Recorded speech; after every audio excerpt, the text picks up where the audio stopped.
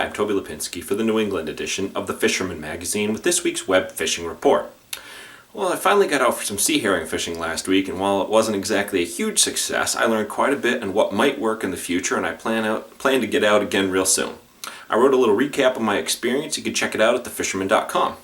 We also have a cool fishing show promo video posted on our website, which includes a sneak preview at the awesome giveaways we have this year from Star Rods, including some great polarized sunglasses, as well as some awesome aluminum pliers, and a special giveaway this year of a rod and reel combo at the end of each and every show.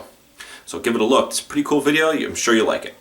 Moving on to the reports, we're going to start off in Connecticut, where Seeforellen brown trout mania continues to firmly hold Connecticut anglers in its grasp.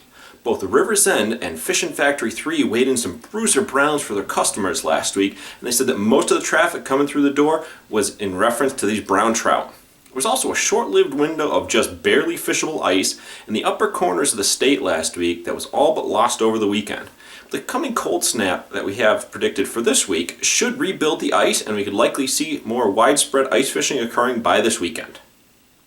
Over in Rhode Island, it may sound like a broken record player fishing report, but it's all about Block Island cod fishing right now. Despite some tough weather at times last week, most every fishable day produced good numbers of cod to almost 30 pounds for the entire fleet sailing out of Snug Harbor and Point Judith.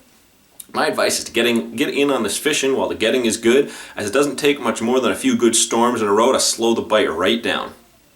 Then up in Massachusetts, much like the Connecticut report, shops are eagerly awaiting this week's cold snap to finish icing up the inland water bodies.